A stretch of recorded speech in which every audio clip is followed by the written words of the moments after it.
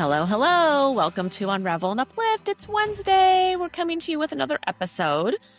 And today we want to talk about a feeling of, have you ever opened your banking app, stared at it for like 3 seconds, and then immediately closed it and thought, future me cannot emotionally handle what I just saw?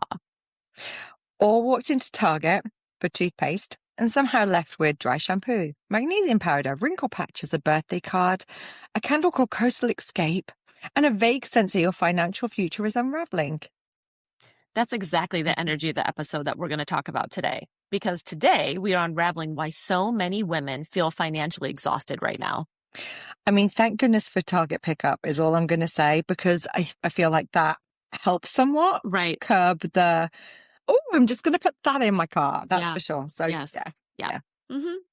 So again, welcome to Unravel and Uplift, the podcast where we unravel messy, complicated, and real parts of middle life. And uplift each other with honesty, perspective, humor, and practical ways forward. We're your host, Jen Mills, and the wonderful Claire Evans. And today we're kicking off something really important to us, our new Money Unraveled series. Mm-hmm. So this will be like one of two, because there's a lot to unravel with money, and we wanted to give it all the time it deserves. Well, and I think we started down this route of let's talk about this, and then we realized, oh my goodness, there's so many different segments. Mm-hmm. So we want to give justice to each of those different areas and give some good time. So this series is not about becoming Wall Street experts, and we are no experts either. We are just human beings living in this consumer world. But it's real conversations around money stress, burnout, emotional spending, financial confidence, starting over, relationships and money, investing, wellness culture, retirement anxiety, and redefining what wealth actually means for women at this stage of life. And before we jump in, I'm just going to say one more time for all the legalities out there, we are not financial experts. Hardly. This is not investment advice. We are two women having researched, like, honest conversations using insights from many experts, but on books and podcasts to bring this podcast together. So we have Morgan Housel, we have Ramit Sethi, we have Tori Dunlap, David Buck, and Simran Kaur. So there's a lot of experts in this space. A lot of these experts bring a different vibe to their financial guidance. So we'll touch on those in the episode, and we'll link their books and resources at the end of this podcast. All right. Yeah, certainly not experts. Certainly not experts, but we're living and breathing this right now. It is, I feel like we're in a world where everything just feels really expensive right now. Yes. Part of me is like, oh my goodness, is this that whole point where you realize, oh, my parents used to say this, and I've become them. We're feeling old. Yeah. So, there may be a context there as well, as that we just have started to actually live that reality that I think probably kicks in for people around this point. But honestly, I think if we can take a second just to acknowledge right now how expensive everything feels, like gas, groceries, insurance, utilities, kids' activities, coffee, healthcare, college, and even a quick Target run can somehow cost you $147. Oh, easily. Yeah. Like, why all of a sudden is deodorant a luxury item? Right. Have you seen the price of deodorant? It's $10, $12, $15. Yeah. And it's also overwhelming when you go in store to see all of these different varieties available now as well. And what should I and shouldn't I be putting on my body and in my body? Yeah. But seriously, I do feel like you walk out of the grocery store with chicken, berries, oat milk, paper towels, and then suddenly you're considering financial options. Right. Yeah. I know when I go to Costco, I call Nick and I'm like, oh my gosh, I just managed to drop X amount at Costco. Yeah. And it's kind of scary. It is kind of scary. But we have to eat, we have to eat. We have to have toiletries. Right. We have to have these things in life to be able to function and sustain. Right. But it just seems like it's a simple purchase has now turned into a big financial decision, right? So let's unwrap that. And it's not just in our heads, right? So the recent inflation data shows consumer prices are continuing to rise year over year. We know that. We feel that in our wallet, right? Especially around food, utilities, insurance, and everyday essentials.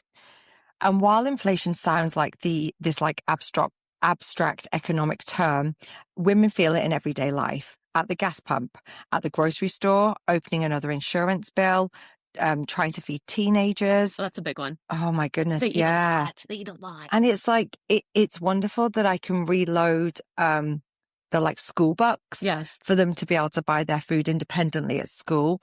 But, I've even had to have a conversation about, okay, let's buy a meal. Right. Because the meal deals are better than, hey, if you just buy a yogurt parfait. Right. Yogurt parfait is like $5. The meal deal is $5. Right. I'm like, kind of even educating our kids this, that make the smarter choice financially. Yes. Trying to survive midlife without a financial panic attack. Like, I feel like our garage broke the other day, and it's like $500. Right. $500 to fix the garage. And like, they're unplanned, things happen, things where, you're a house owner, these things do, but it's still oh my goodness. Yeah, all those unplanned expenses on top of already constraint and buying because everything's so expensive. Yes. Right. Yeah. Yeah. And I think that's why, women feel so financially exhausted right now, because it's not just how do I manage money? It's how do I emotionally sustain this level of pressure all the time? Yeah. Yeah. And just making those, I feel as well, like I don't feel like I'm time rich. So I feel like I sometimes make poor financial decisions because I'm not time rich, because I don't have the time to think something through that I would like to. Because it just needs to be done. Yeah. Check the box. Yeah. Right. Yeah. And like the perfect example is in our area, there's definitely grocery stores that are way more expensive than others. But do I have time to go to 3 grocery stores? So then you just sort of bite the bullet and you're like, okay, that was $8 for a box of cereal. And you're just like cringe when you put it in your cart. But it's the time, money. Yeah, it's all those things that you have to try to justify to yourself. I always feel like I get those mailers through once a week, of all the local grocery stores and what their offers are. I wish I had time to look at them, to collect the coupons, and then to formulate a shopping list to go do that, because I feel like, wow, that would be really sensible. Yeah. But yeah. I honestly think women are not just financially stressed right now, though, that we're like financially overstimulated. 100%. Every part of life comes with a cost, a subscription, an upgrade, a hidden fee, or a limited time offer. And we're often managing groceries, kids, aging parents, household logistics, healthcare, wellness, retirement planning, emotional labor. And like then throw in things like travel as well. Yeah, travel, whether college that be, planning. All of those like financial pieces. The dog, our dog costs us so much money.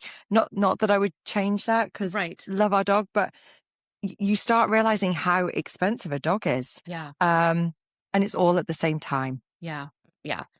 So Bankrate found that more than 40% of adults say money negatively impacts their mental health, and women report this more than men. And honestly, that feels believable. Yeah. Okay, so true story. I went to Target the other day for like dry shampoo, and I left with, we talked about this, I left with a cart full of things that I thought I needed that were truly on my list. These weren't like impulse buys, but graduation cards, wrinkle patches when I go to those grad parties, snacks, a planner to get my life in order, right? Maybe a throw pillow that I really didn't need, but it was bringing me peace at the moment, So I did throw that in the cart. So that's a lot. Yeah. It is. Yeah. I feel like Target is emotional support, right? With fluorescent lighting and that wonderful like image of like, you hit the bullseye. You came here today. Well, especially now that you can get your Starbucks and have a cup holder. I know. You can have like this moment where you're by yourself, you have your tea or your coffee, you're strolling through the stores, being inspired or being talked into things you don't need. Like, it's a trap. It's interesting. It's a lovely trap. It's interesting you mentioned Starbucks, because that's one thing that Nick and I actively cut out a couple of years ago, except for if we're traveling or like we're going to like a tournament, we'll do that. But we bought a special espresso machine, and we now make our coffees at home, because we sat down and we realized how much we were spending every day on Starbucks. And I think for you and I, we're not coffee drinkers, we're tea drinkers. So legit at Target, they are putting, or Starbucks, they're putting the tea bag in the hot water and they say $7. Yeah. I'm like, it's true. Even barista. That took no skill set, no measuring, nothing. And I'm like, Yeah. wow, the robbery. Now, sometimes I'll get a latte too. Yeah. I'll get a matcha latte, which I enjoy. But when the math starts mathing and you think about the simplicity of the drinks that we drink sometimes, and I'm like, girl, yeah, what are you doing? Well, and even my daughter, like she likes all the concoctions that Starbucks has, you know, like the unicorn foo-foo, sprinkle, whatever. But she started making them herself. Like we will go and we will buy the ingredients, like some coconut milk and some refresher, something, and she'll make them herself. And she's probably getting 20 drinks for the same price that you would pay for one or two. Right. You know? Yeah. So it's being mindful of that. It right? is. It is. Those little tweaks can help. Yeah. Yeah. But like honestly, that moment we realize that sometimes the cart isn't full of things. It's full of unmet needs. That's a whole other podcast session. It is. Get into. But that Ask your emotional therapist about your unmet needs and how you bury it with shopping. Yeah, but it's true. Emotional shopping is real. Like that really is. I was feeling that. It felt summery. Like I'm like, yes, I need a new vibe in my stale house. I think that was $25 I need to spend. But it makes you feel good in the moment, right? Yeah. There's something about that. Yeah. So women are sold perfection, then blamed for buying it. I mean, I remember even as a younger woman watching the adverts for like Chanel and and everyone looks so glamorous and it's a vibe. It is. It is. Yeah, and it's an escape. It is.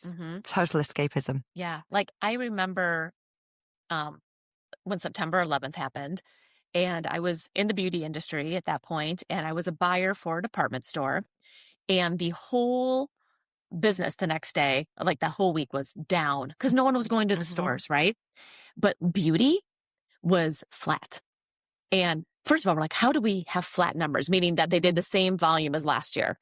And women went to the chair and they sat down and they got foundation matched and they maybe wanted to try a lipstick. And there is that escape, I think, especially for women, that it is a way to take it away. I'm going to age myself here, but here in the States, there used to be a bath product called Calgon. And this lady would pour it into the tub. It was like these bath salts. And she would lay in the tub and she would say, Calgon, take me away. But it is. Where was Calgon taking her? No, where she wants to go. It could be in her mind, Target for a throw pillow. I don't know where it's taking her, but there is those moments of those treats where you need an escape and you will invest a few dollars. Maybe sometimes it's more dollars, but like those rewards for women are powerful. They are. So we'll tap into that a little bit today. We'll talk about that next time, because our next episode as well, because there is an emotional part of buying.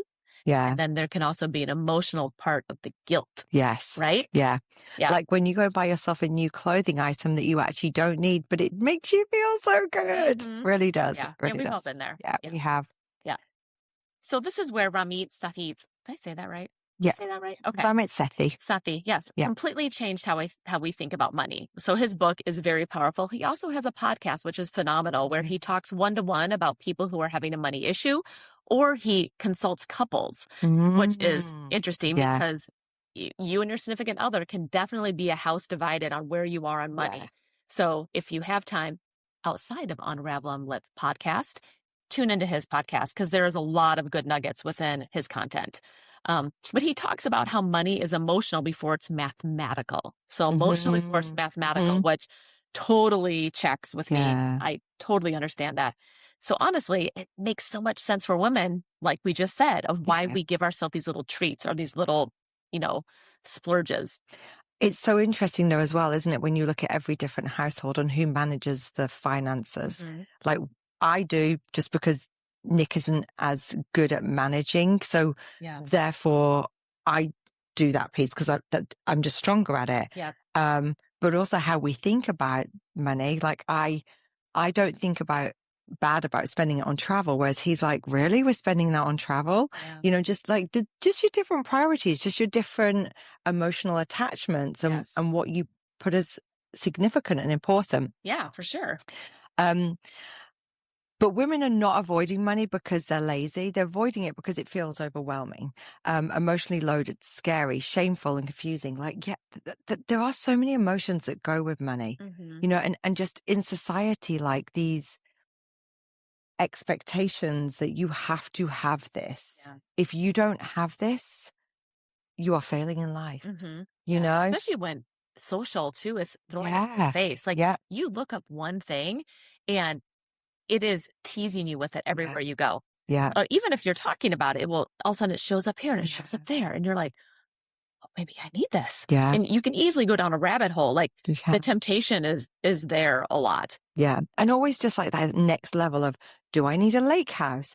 Do I need this? You know, I think back sometimes to when I spent 6 months traveling around Italy with just a backpack and slept in like tents and, you know, because you did. And literally, I had really nothing, you know, just clothes that I re-wore, and because I had just this backpack. And I wasn't spending all this money, but yeah, I was so happy. Right. You know, and you kind of, I often think, wow, these folks that have got it all together in some ways, and that they're the simpler things in life, you know? Oh, definitely. You know, they're not spending this extortionate amount of money on this consumer environment. Right. Yeah, they're so Still happy. having the great ending experience. Yeah. They had an impressionable moment. Yeah. They created a memory. Yeah. Yeah. You can do that without breaking the Yeah. bank. You Yeah. can. So I think that Yeah. that takes some discipline and some It reflection of does. like, what is the end Yeah. goal here? What am I really looking for? Yeah. So Ramit talks about money scripts. So the invisible beliefs that we inherit growing up, things like money is stressful, women aren't good with money, wanting more money is selfish, you should sacrifice for everyone else first. Yeah. Or you hear, as long as everyone else is okay, I'll figure myself out later. That one I feel like is very midlife women coded. Like even I'll be gifted gift cards from people, and it's bizarre. I probably end up spending that money on my kids instead. Oh, for sure. You know, and because you just do, you just don't think about yourself. You know, it's like the kids need new shoes. Oh, I've got loads of shoes. I'm fine. But I actually am all fine because I do have lots of shoes. You know what I mean? So it's and like we've stopped growing. Yeah. Yes. So, Yes. I stopped growing a very long time ago in the shoe department. So then you justify those kind of things. Like, well, that can be for you. But I do think, like, going back to your upbringing and maybe in the UK, I don't know if it's same or different. You can touch on that. But, you know, back in the day, the men handled the money and they knew what was going on. And up until here in the States, until I think 1970 something, I can't remember. It was like mid 70s. Women couldn't get a credit card in their name. They couldn't get a loan. Wow. Right. And that's not that long ago. That isn't. So many women had to rely on their husbands to get a loan or to have credit in their name, which seems so flippin' backwards. I mean, that is a scary fact. It really is. I feel like when I moved to the States, one of the biggest noticeable differences I observed was that of the service culture. So in the UK, people don't tend to go and eat out or drink out as much. Okay. You will cook and, you know, at home instead. And it's for special treats going out and eating. But also we don't rely on the service culture the way that you do here in the US, and we don't tip. Right. So in the UK, you don't tip for things, right. Whereas here you do. And that's how a lot of people sustain an income. Yeah. So I think it's very different, you know, but we've adapted. Like now we'll eat out. Tip for everything. Yeah. It does. I mean, you can get something for carry out and they're like, oh, would you like to leave a tip? And I'm like, oh, I mean, I know that you helped, but like, this isn't the normal, like, where does that stop? I know there's a very fine line, isn't there, between everything. There really is. Just going back to the feet thing, because something just cropped in my mind. I have very small hoofs. I do. So I know. Why are you associating yourself with cattle? Because they're tiny. I laughs at them. Even Joy said the other day. Picture of them, and next to my large hooves. Oh my god! So you can see how proportionately small they are. So our friend Joy the other day was like, "Look at your tiny, cute little feet." Well, so that aside, my hoofs are very tiny. But it means I've been able to wear kids' shoes or get the really discounted shoes the whole of my life. So, when people tell me, I know. So when people tell me how much they spend on shoes, I'm like, how much? because I've never That makes had a big to. difference. It does. When your It like, kids go from like the kid size to yeah, adults, it can be like yes, $25, $30 more. yeah, yeah. And so it just made me think about this with like the whole, like, you know, Oops. Oops, guys. Welcome to my world of Claire Evans. my tiny little hubs. Yeah. Yeah. Here we are. Let's I know. engage. Sorry, it's a big distraction there. So let's talk about the spiral, not this spiral down the hooves piece, but the actual spiral that I should be further along by now. Oh my goodness. This one is something I feel like we all as women quietly carry. You know, it's very difficult to sit there and be like, oh, they have X, Y, Z. Yeah. I don't. Or someone makes a comment that doesn't even, it's just a very casual comment. And you feel like, oh my gosh, I'm so behind. Yeah. Like so behind. Yeah. Especially around retirement, investing in Mm-hmm. college as our kids are embarking on that journey. You hear someone like casually mention Roth IRA. It suddenly feel like you've missed the orientation for adulthood, right? And I think when your kids are born, you're like, oh yeah, we're saving for college. We're saving. And then in a blink of the eye, they go from kindergarten to, graduating high school. And you're like, do we have enough saved? And then the costs for the college and the relocation, or if they're rushing for a sorority or a fraternity, like everything, all these hidden costs that you don't realize. And you're just like, oh my goodness, like, how are we going to afford this? And then you think about retirement and, maybe helping your aging parents, and we don't have a money tree. And I'm like, where is this going to come from? And I find myself having those like, I need an inhaler. I need a paper bag moment, because how are you going to account for all of these areas that you thought you had planned for, but were, for me, surprised by just how much is needed to do all that.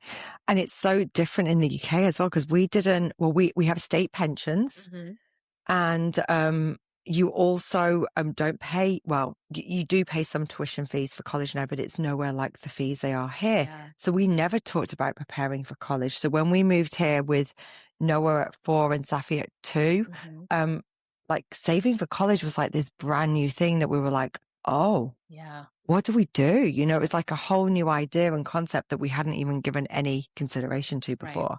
Right. And it is overwhelming. It really is, because kudos to anyone who has it figured out and have all of those savings for their kids at college. But I feel like you have to start the minute they are born. Yes. Yeah. It's not and whatever you're doing, double. Yeah. Yeah. Yeah. If you can afford to, because it is insane. And maybe you're lucky if you have kids who can get scholarships because of their sports or because of their education. And I have learned there is a lot of money out there, but it does take a lot of time to apply for those things and know when to do it and to make sure they qualify. It's a lot. Well, and then just the ever increasing cost of living as well, right? That's the other piece here as well, is that you may have planned 20 years ago that you were putting X amount in each month for your kid, and now the price of inflation is now skyrocketed that, so it's hard. Yeah. So this is where Morgan Housel is incredibly comforting. One of his biggest ideas is doing well with money is less about intelligence. Yeah, I'll take that. And more about behavior. I can adapt my behavior. Right. And do something about that. So free, because I think as women, we're always like, oh, I'm bad at this and I can't manage the money. And, there's all these stereotypes around women and money. And that's when really, like, many women were simply never taught like the financial confidence or in a relatable, approachable way. Yeah. And I think it's just important to know that you're not bad with money. You may have never been taught how to feel safe with money. There is that safety factor that comes into this. Right. Yeah. Yeah. Okay. So now we're going to move on into like the exhaustions of that responsibility with money. Like, we've touched on it, but we're going to dig a little deeper. And that's where I think like a lot of women are listening, that we're tired of being responsible for everybody at the same time. Right. Yeah, responsible for remembering everything, planning everything, emotionally managing everything, and financially anticipating everything. And I think we touched upon this in the last few weeks in terms of things like managing the calendar, having all the apps open at once. Yeah, all those tabs in your mind. And all those tabs, mostly like your to-do list, they can relate back to money. Yeah, it's a full circle. Yeah. Well, then add in also like the the things that come at this point in life for us hormonally as well, in that we have the brain fog. We may be not firing on all four cylinders because we're tired and, going through our own change physically, emotionally. So it's just a lot, to kind of, throw in there. Right. And the sync up of maybe what you manage with your partner if you have kids, right? So like sometimes my husband and I are like just two passing ships in the night, right? Like I'm going down one path, he's going on another. I'm like, oh, did you sign up for that camp? Oh, did you send the fees for the soccer coach? Oh, did you do that? And like, you're just shelling out money here, shelling out money there, getting ready for, camps and all the things that need to happen this summer. And like the money is just flying out of the bank account as you plan for those things. And he doesn't always have a pulse on what I've spent. I don't have a pulse on what he's spent. And like, are you sitting down to connect and say, oh, let's talk about the budget? Like, you're just hoping that you're paying the bills and that money that you have in the bank is there to pay for them. Well, and it's like, I feel like December and Maycember, because now it's no longer called May, it's called Maycember. Right. I mean, it's ridiculous. It is. It is ridiculous because, like you say, you're like almost paying out things for the summer in May. And then December, it's like you are preparing for those holidays that have to be perfect. Right. And we just need. And then it's, oh, so-and-so got this gift. Oh, I need to go buy a gift. Yeah. It's like half the time you don't realize that you need a gift for the event you're going to. Yes. It just all adds up. It does. And so that burnout feels different when your paycheck is helping you hold your whole life together, right? So when you're trying to budget or you're paying those bills, when you look at that bank account, I mean, that burnout is real for sure. It's interesting, isn't it? Because I feel like most corporate firms and smaller firms do like financial budgeting and planning, like once a year. And it's almost like maybe we need to be doing that, like that whole like financial, let's make this our financial year. Yeah. It doesn't have to be the calendar year, like the firm I work for doesn't run on a true calendar year. Yeah. You can start tomorrow. Yeah. Yeah. And you start making that your financial review time. So you can actually, start doing that. Pew Research found that over half of Americans in their 40s are financially supporting children while also helping aging parents. I mean, that sandwich generation is real. The emotional support generation, right? Yeah. That sandwich generation where everybody needs something from me generation, whether it's your kids on one side, it's your parents on the other. Yeah, that's a real feeling. It is. And that's a real true balance, isn't it? Of just, oh, my financial situation is no longer just me and my partner or just me. Right. It's me plus. Yeah. Yep. One of my favorite Ramit concepts is defining your rich life. So not social media's version, your version. And I love this because it goes back to what you were talking about when you were backpacking in Italy, right? Where just because like maybe your life isn't luxury handbags or anti-aging everything, a big, beautiful giant house, a lake house. Maybe it's like breathing room, flexibility, less stress, help around the house, freedom to leave a toxic job, and just like that peace. So I like by definition, you have to define what your rich luxury life means, right? What's your rich life? And, like I think about retirement. I don't know when that's going to be, but let's say retirement one day. And I'm like, I've always wanted a beach house, but honestly, it doesn't have to be big. It doesn't have to be on the beach. Like I would just like to look over some water. Yeah. It could be a lake. It could be like a big, huge pond, like just that moment of tranquility to say, what is a reality for me? Is it going to be this luxe beach house, on the shores of XYZ? Maybe not. That may not be in the cards for us. Or maybe a lake house isn't, or a house with water is not in the cards for us, but maybe it's a couple really nice vacations, or long weekends where I can experience that. So I think that that's where you need to come to terms with what does that rich life mean to you, right? And everyone's got those individual uniqueness to that as well, haven't they? Those images. Yeah. I was reading the other day about a couple who decided not to buy the retirement home somewhere and relocate wherever they were going to be, say Florida or something. They actually spent the money on going on cruise after cruise, and they saved so much money. Yes. And they're like, we get to travel the world. Yeah. they're happy with the cruise boat being their like home setup and not having permanent roots somewhere. I was like, wow. And they figured out it was way more cost effective and are living their best lives. Yeah. And I guess if you work that system, right? Like for every trip you take on, you probably get points back. You pull that over. Yeah. Like, it's smart. Yeah. Maybe we're going to be cruisers. Yeah. I don't know. I know. Stay tuned. I haven't been on a cruise yet, so I haven't either. I cannot judge. So cannot judge what that's like. Yeah. So I think really maybe your rich life isn't actually luxury. Maybe it's just breathing room. Yeah. Finding those moments of peace, and it doesn't always have to equate to a huge financial investment. Yeah, for sure. Okay. So now we're going to uplift this conversation, because that's what we do around here. And make it not sound like just budget better. It's that easy. Just budget better. Because it is not that easy. Right. Because no one needs that energy today. Like, that's just one of those comments that, like, easier said than done. Yeah. Yeah. And I feel like we all don't need another lecture. We just actually need some relief from this. Yeah. Yeah, for sure. So one of the easiest ways to reduce financial overwhelm is to do a subscription audit.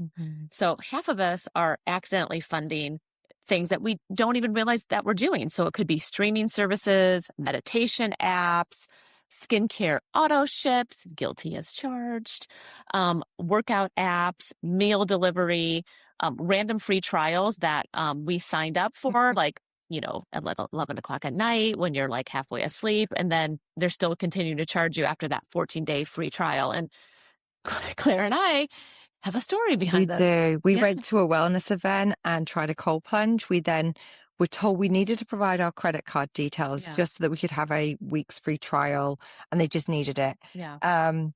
And this place hadn't opened yet. It was like a pre-grand opening. So it wasn't opening for like another 6 months. So we were like, a lot of time passed. Yeah.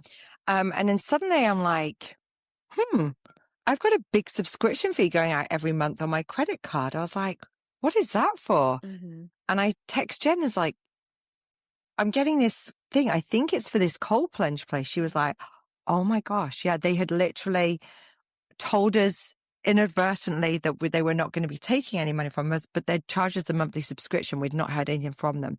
So there was nothing faster for me than realizing that I was funding something I wasn't using. Right. And they were still financially thriving. And I was like, where is this like $90 going every month? Right.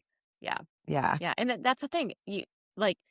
These things happen, and if you're not paying attention to where the money's going, like that could if Claire hadn't called me, that could have went on forever. Like, who knows? Yeah. Right. But I was also just so shocked, like, that actually, you hand over your details sometimes saying whether they're not going to charge it, and then they do. Like, so I think you just have to be careful. Yeah. And even like, on my phone, I'll sign up for like an app, and it will have like a monthly charge of like $2. And then I sort of forget about that app or something. And then I'll go on there and I'm like, oh my gosh, like I've been paying for this app for a year and I don't even use it anymore. Right. So it's like those little sneaky leaks in your finances that can really, like sneak up on you. So a great tool with that is, maybe you've heard of it, there is an app called Rocket Money. So the app is free, and it tracks, you link it up to your like credit card or your bank account or whatever. And it tracks like your subscriptions, reoccurring charges, monthly spending, and then it helps you see where your money is quietly leaking out every month, right? And that's like super insightful. I had I think like, I don't even know, before COVID, I had signed up for Consumer Reports, right? Like before, like we were Googling like everything, because that was the end to say, which washer and dryer should I really get? Is that really the best vacuum? Like, I needed that information at that point. I've been paying for Consumer Reports for like 6 years. Thank you, Rocket Money, for telling me that I've been paying for that. And this other odds and ends that they're like, hey, red flag lady, wake up and smell the coffee. But you don't realize, because you do sign up and then you forget about it, because again, we're so busy. Right. And sometimes it's not one huge expense, like those 7 tiny subscriptions. Duplicate streaming services. I mean, the way that it has changed now, from instead of just paying one provider for your television shows and movies, it's now you have all of these different apps, and each app has different shows. I'm like, oh my goodness, I bet if I looked at how much we were spending on that, we would be appalled. Wellness apps. especially COVID, like you say, you sign up for these apps, you're trying to be well. Yeah. Yeah, just wild. There's and then so many things. forgotten auto renewals. Oh my goodness. Yeah. But they're all quietly draining your account. Yep. Yeah. So be mindful of that. Check it out. Look to see where your money's going. Yeah. Maybe try one of these apps that's out there to help you with that. But yeah, that's an eye opener. Yeah. Yeah. This is one I do myself, and I also do encourage my kids to do. And it's the 24-hour cart pause. Like especially around the emotional spending.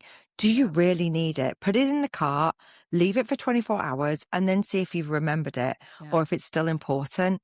I'm always saying this to my kids, like, okay, they're like, I need this. I'm like, do you? Yeah. Let's put it there. Let's put it there and see. I can tell you the amount of stuff I actually move from that Amazon cart into later is a good percentage because we do this 24-hour, like, let's just wait and see. That's really smart. Yeah. Like, and then you have to figure out, like, where was that coming from? Yeah. We talked about that emotional buying. Like, were you putting things in your cart because maybe you just needed rest or you needed comfort or you needed a distraction or you needed that dopamine, that instant feel good feeling, right? Or that emotional recovery and not maybe that matching workout set that we thought we needed. And I always tell like my kids, we don't do the 24-hour, but it's the same premise. I say, well, when in doubt, live without. Like if you are not loving this item, like a shirt or whatever, and like, I don't know, like if you're doubting it at all, put it back. Because otherwise you buy it and it's one of those things that hangs in your closet. You didn't love it, but you bought it because you like, well, I need something to wear for this event or I just have nothing to wear in my closet. And we've talked about that on the episode. I'm very guilty of doing that. So when in doubt, live without. And if you're still thinking about it the next day, like that, like, oh God, those shoes were so amazing. Then maybe go back and get them. But just think before you spend. Pause. Yeah. Think before you spend. We had this even last night. Safia had bought a couple of pairs of shorts off Amazon.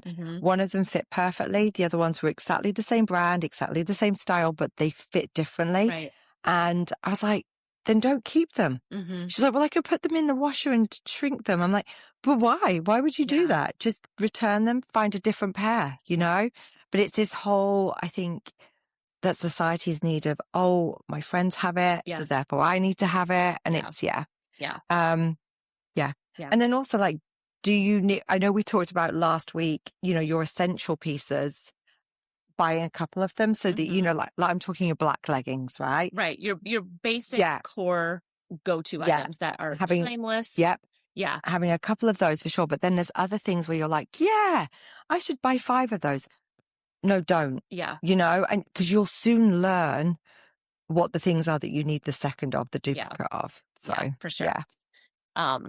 So, and if you are going down those paths of those buying decisions, right? And some you're going to feel guilty about, some maybe you thought you justified, but maybe not. Like, I think that women don't need more shame around money. They need more approachable conversations. Yeah. I really do feel like that's one of the biggest takeaways of this today. Yeah. That we're not, as women, we're not financially failing. And we're carrying an enormous amount emotionally, mentally, culturally, and financially. Yeah. And so if you're feeling exhausted lately, you're not weak. You're not irresponsible. You're not beyond repair. You're just likely overwhelmed in a world asking women to do the optimization, to heal, to manage, to carry everything all at once. Yeah. The overload. It's so interesting as well with the whole finance thing. It's like one of those where people are like, oh, don't talk about money. But it's almost like you have to, because if not, you're just in this spiral alone of just, should I be buying this? Should I not? I'm really bad with my finances. And there's a lot of noise out there, right? There is. You'll hear people saying, oh, I do this, but that may not be for you. Yeah. Or you have these experts on social media saying something else, and that may not be for you. So I think it is good to talk about money. Yeah. I think that within this community, like we're going to share tips and tricks. We're going to share stories that we've been down, and we hope that you guys share them too, because let's face it, we don't need to work so hard. We can be smarter about this and help each other. And if there's a resource out there or like this, a true financial expert, we would love to have you on so you can help educate our community as well, right? Yeah. Like we have some really solid resources that we tapped into today for, that knowledge is power moment with you guys, but we would love to take this, deeper beyond this series. So. And I think that's the thing. It's like you're not having to disclose what is actually in your bank account. Right. You're not having to disclose exactly what you earn. You know, you don't need to share any of that, but you can share tips and tricks and advice. Yeah. Like I pride myself on the fact we travel a lot, but we travel really affordably because I'm very smart about how I book those trips. Yeah. I make sure I book well in advance.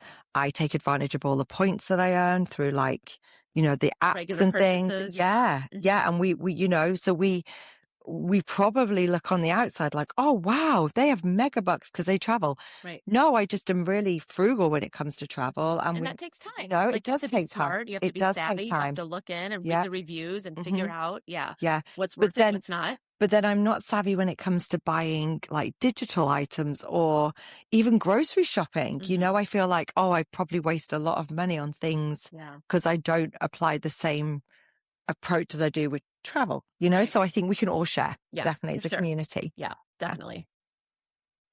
So next week, we're going to continue with our Money Unraveled series, and we're talking about something so many women I think need to hear.